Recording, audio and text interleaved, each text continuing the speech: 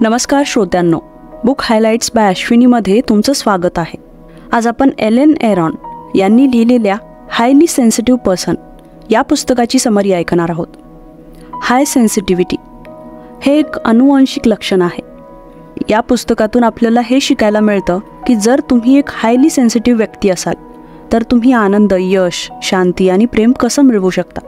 अशी बरीच लोकं आहेत ज्यांना थ्रिल आणि ॲडव्हेंचर खूप आवडतं, तर तेच दुसरीकडे अशी लोकंसुद्धा आहेत ज्यांना शांतता आणि एकांत आवडतो.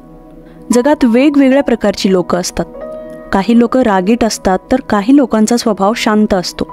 अगदी त्याचप्रमाणे बरीचशी लोकं खूप जास्त सेन्सिटिव्ह असतात आणि हे एक अनुवांशिक लक्षण आहे ज्याचा अभ्यास जगातल्या बऱ्याच सायकोलॉजिस्टने केलेला आहे. वेगवेगळ्या संशोधनामधून हे समजून आलं की पूर्ण जगाच्या लोकसंख्येपैकी 20% लोकं हे खूप सेन्सिटिव्ह आहेत. जर तुम्ही देखील खूप सेन्सिटिव्ह व्यक्ती असाल तर त्यात काहीच वाईट नाही. हे अगदी नॉर्मल आहे. हे लक्षण दिसण्यामागे एक नैसर्गिक कारण आहे.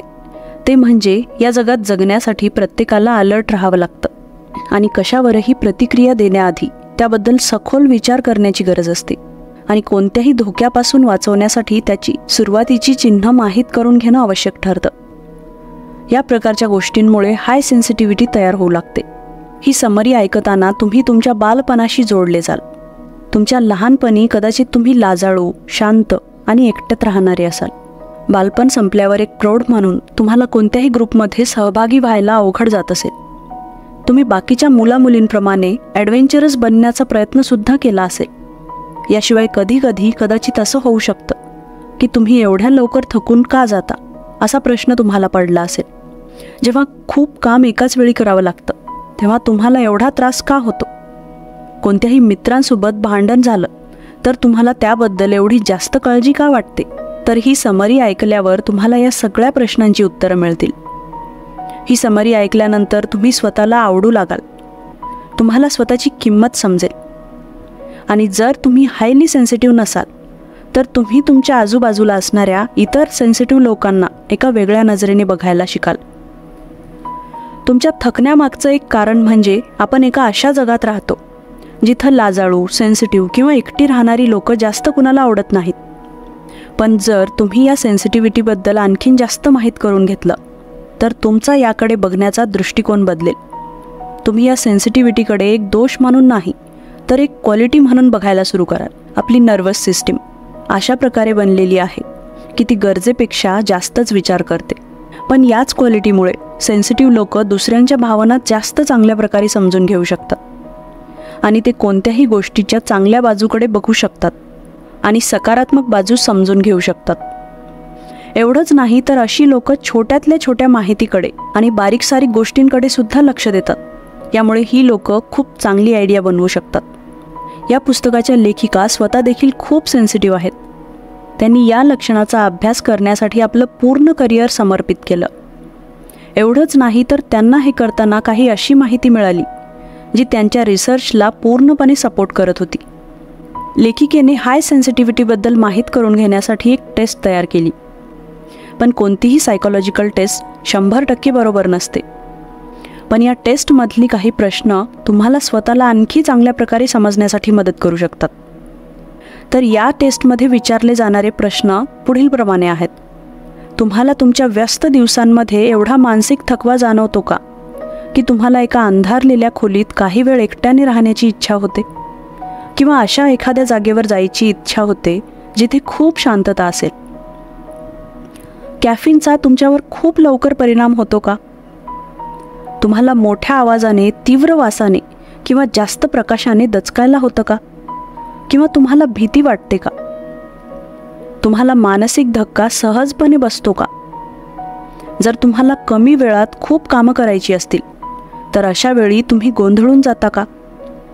तुम्हाला मारामारी असलेले TV शो किंवा ॲक्शन मूव्हीज बघायला नाही आवडत का. तुमच्याकडून कोणती चूक होऊ नये यासाठी तुम्ही खूप काळजी घेता का.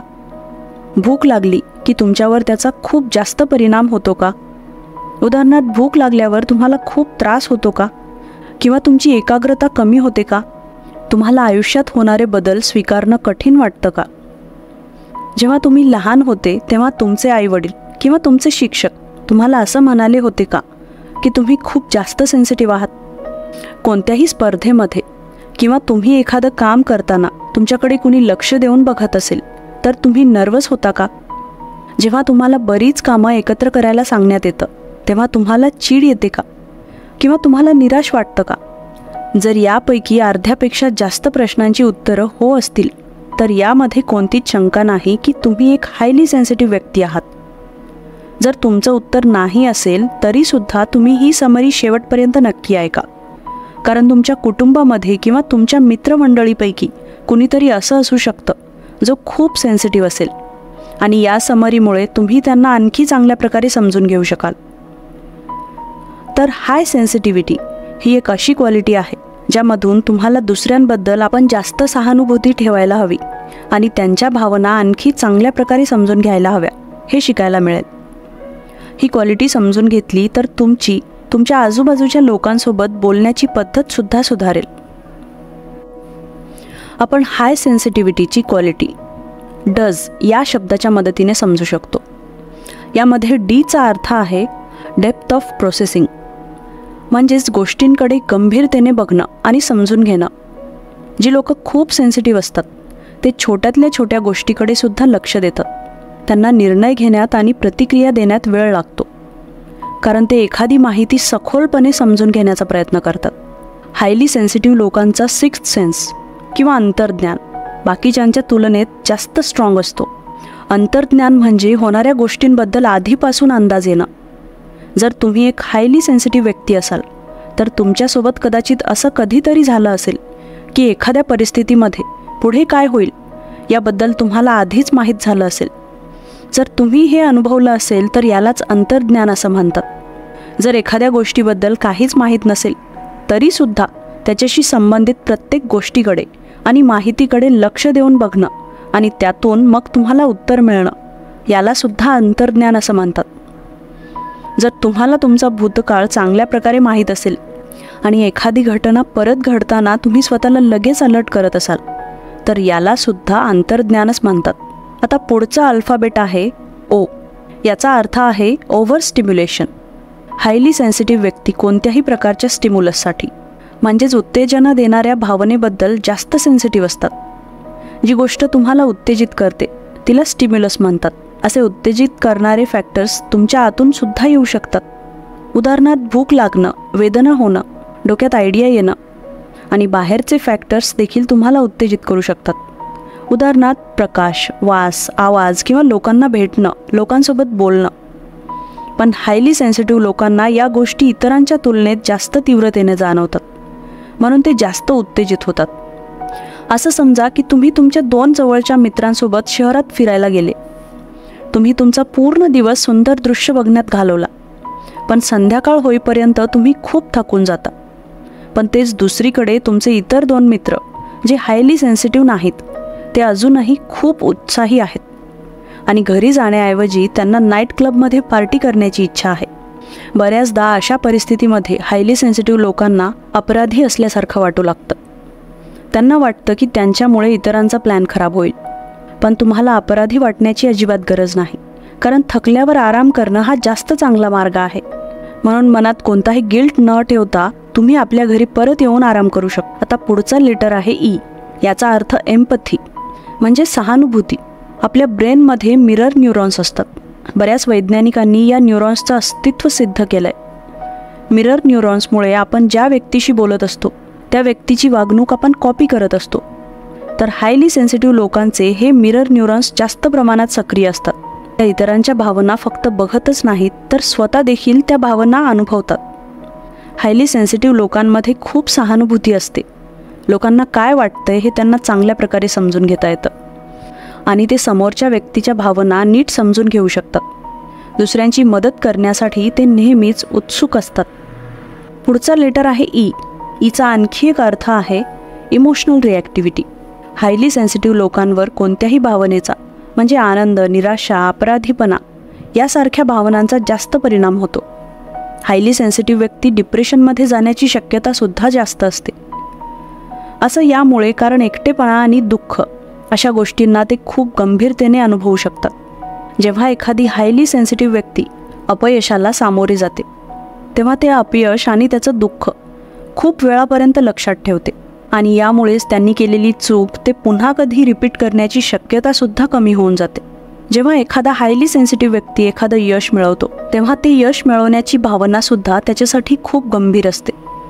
म्हणून हायली सेन्सिटिव्ह व्यक्ती ती भावना परत अनुभवण्यासाठी यश मिळवण्याचे आणखी रस्ते शोधायला लागतो, जेणेकरून यश आणि त्यातून मिळालेला आनंद त्याला परत अनुभवता येईल. आता आहे लेटर एस. याचा अर्थ सेन्सिंग द सटल, म्हणजे सूक्ष्म गोष्टींना समजून घेणं. हायली सेन्सिटिव्ह व्यक्ती एखाद्या ग्रुपमध्ये असताना याचा फार लवकर अंदाज लावू शकतात की त्यापैकी कोण अस्वस्थ आहे, कुणाला मजा येत आहे किंवा त्यांच्यामध्ये कोण बनावटी व्यक्तिमत्व आहे.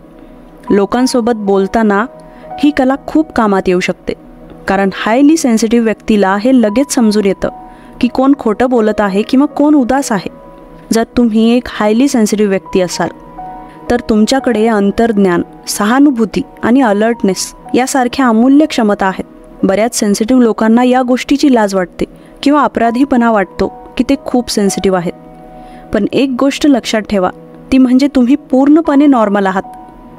जेव्हा कधीही तुम्हाला थकवा येईल किंवा स्ट्रेस वाटेल तेव्हा नक्कीच विश्रांती घ्या. अशी एखादी जागा शोधा जिथे तुम्ही तुमच्या विचारांसोबत काही वेळ एकांतात घालवू शकाल. कोणत्याही व्यक्तीची मनस्थिती समजून घेण्यासाठी त्याच्या बालपणात डोकावणं खूप गरजेचं असतं. आपल्या आयुष्यामधली सुरुवातीची 2 वर्ष खूप आवश्यक असतात. मुलांचा सांभाळ करणाऱ्या व्यक्तीसोबत, विशेष करून आपल्या आईसोबत, मुलांचं खूप घट्ट आणि महत्त्वाचं नातं असतं. त्यावेळी मुलाचा मेंदू पूर्णपणे विकसित झालेला नसतो, पण त्या मुलाचं आपल्या आईसोबत जसं नातं असेल त्यानुसारच त्याचा मेंदू देखील विकसित होऊ लागतो. बालपणीचं हे नातं मुलाच्या मेंदूच्या त्या भागांना विकसित करतं ज्याचा संबंध ताण आणि चिंतेशी असतो.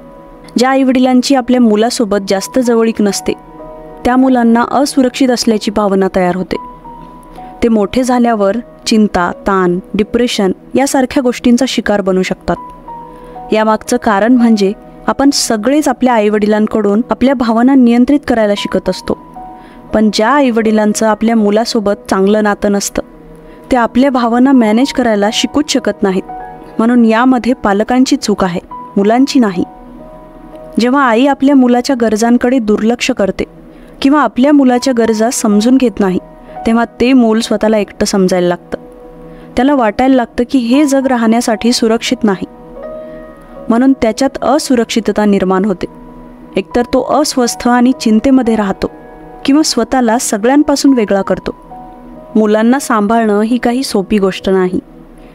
हाय सेन्सिटिव्हिटी हे एक अनुवंशिक लक्षण आहे आणि याचं मूळ तुमच्या नर्वस सिस्टीममध्ये असतं. या जगात कमीत कमी 20% लोक हायली सेन्सिटिव्ह असतात. लहानपणी तुमचा झालेला सांभाळ आणि तुमची घेतलेली काळजी या खूप महत्त्वाच्या गोष्टी आहेत. एक बीज चांगल्या प्रकारे वाढण्यासाठी चांगलं खत, ऊन आणि पाण्याची गरज असते. जर त्या बीजाची चांगल्या प्रकारे काळजी घेतली तर उगवणारं झाड मजबूत बनतं, त्याला सुंदर फळं फुलं येऊ लागतात, ते बहरतं. अगदी त्याच प्रकारे लहान मुलांची सुद्धा काळजीपूर्वक आणि समजुतीने पोषण करण्याची गरज असते. पण जर त्यांना ते मिळालं नाही तर ते सुद्धा फुलांप्रमाणे कोमेजून जातील. एक हायली सेन्सिटिव्ह व्यक्ती ज्याचं बालपण चांगलं आणि आनंदी नव्हतं तो एकतर आजारी राहतो किंवा त्याला बऱ्याच गोष्टींची ॲलर्जी असू शकते. पण जो हायली सेन्सिटिव्ह व्यक्ती आपल्या आईवडिलांशी खूप अटॅच्ड असतो तो मन मोकळेपणे आपली क्रिएटिव्हिटी, सहानुभूती व्यक्त करू शकतो. या जगात अशी बरीच लोकं आहेत जे तुमच्यासारखे खूप सेन्सिटिव्ह आहेत. तुम्ही तुमचा भूतकाळ तर बदलू शकत नाही, पण तुम्ही तुमचं वर्तमान आणि येणारं भविष्य नक्कीच चांगलं बनवू शकता. स्ट्रेस, वेदना, थकवा हे सगळे तुमच्या बॉडीने तुम्हाला दिलेले संकेत आहेत की तुम्हाला थोडा ब्रेक घेण्याची गरज आहे आणि आराम करण्याची गरज आहे. स्वतःला रिचार्ज केल्यावर तुम्ही पुन्हा तुमच्या कामात लागू शकता. हायली सेन्सिटिव्ह लोक खूप घट्ट प्रेम करतात आणि आपल्याच विचारांमध्ये हरवलेले असतात. त्यांना बाहेरच्या जगासोबत मिळून मिसळून राहायला जास्त आवडत नाही. जेव्हा त्यांची भेट एका अशा व्यक्तीशी होते जो यांचं लक्ष वेधून घेतो, ज्यामुळे त्यांना वाटतं की हे जग तेवढं वाईट नाही, अशा लोकांवर त्यांचा फोकस वाढतो. अशी व्यक्ती मिळाली की ती हायली सेन्सिटिव्ह व्यक्ती आपलं प्रेम आणि अटेन्शन त्या एकाच व्यक्तीला देऊ लागते. याचा परिणाम असा होतो की अशा व्यक्तीचा जोडीदार एवढा जास्त प्रेमामुळे आणि अटॅचमेंटमुळे गुदमरल्यासारखं आणि अडकल्यासारखं फील करतो आणि बऱ्याचदा यामुळे त्यांचं ब्रेकअप होतं. जर तुम्ही जास्त लोकांना भेटाल, नवीन गोष्टींचा अनुभव घ्याल, तर तुम्ही त्या एकमेव व्यक्तीशिवाय बाकी इतर लोकांसोबत सुद्धा जोडले जाल. कोणतीच व्यक्ती तुम्हाला आनंदी किंवा दुःखी करू शकणार नाही. तुम्हाला स्वतःसोबत आनंदी राहायला सुद्धा शिकावं लागेल, तेव्हाच तुम्ही खरा आनंद अनुभवू शकाल. आता प्रश्न हा येतो की हायली सेन्सिटिव्ह लोकांसाठी कोणतं काम सगळ्यात चांगलं आहे. लेखिकेने आपला रिसर्च करताना बऱ्याच हायली सेन्सिटिव्ह लोकांचे इंटरव्ह्यू घेतले आणि त्यातून हे नोटीस केलं की ती लोक बऱ्याच वेगवेगळ्या प्रोफेशन्समध्ये काम करत आहेत. म्हणजेच टीचर, पायलट, शेफ, ॲक्टर. प्रत्येक क्षेत्रात त्यांना एक तरी हायली सेन्सिटिव्ह व्यक्ती नक्कीच मिळाली. याचा अर्थ असा की हायली सेन्सिटिव्ह लोक आपल्या कामात अंतर्ज्ञानाचा वापर करतात आणि यामुळे ते कोणत्याही क्षेत्रात काम करू शकतात. जर तुम्ही तुमच्या सध्याच्या जॉबमध्ये आनंदी नसाल तर ही गोष्ट समजून घ्या की कोणत्याही क्षेत्राचं एक्सपर्ट बनण्यासाठी वेळ लागतो. सुरुवातीच्या जॉबमध्ये जास्त चॅलेंजिंग कामं नसतात, पण जसा जसा तुमचा अनुभव वाढत जाईल तशीच तुमची कौशल्य देखील वाढत जातील आणि यामुळे तुम्हाला आणखी जास्त चांगल्या संधी मिळू शकतील. हायली सेन्सिटिव्ह लोकांना विचार करण्यासाठी आणि स्वतःसोबत वेळ घालवण्यासाठी थोड्या स्पेसची गरज असते. स्वतःला खूप खोल भावनांपासून वाचवण्याचा फक्त एकच मार्ग आहे, तो म्हणजे आपल्या स्वप्नांच्या जगातून बाहेर या आणि खऱ्या जगामध्ये मिसळून जाण्याचा प्रयत्न करा. आपली ऊर्जा आणि आपला वेळ आपल्या करिअरवर गुंतवा. तुम्ही हायली सेन्सिटिव्ह आहात म्हणजे तुम्ही युनिक आहात, थोडेसे वेगळे आहात, पण अगदी नॉर्मल आहात. ही समरी इथेच संपते. समरी आवडल्यास नक्की लाईक, शेअर आणि कमेंट करा. चॅनलवर नवीन असाल तर सबस्क्राईब करा. सोबतच बेल नोटिफिकेशन ऑन करायला विसरू नका.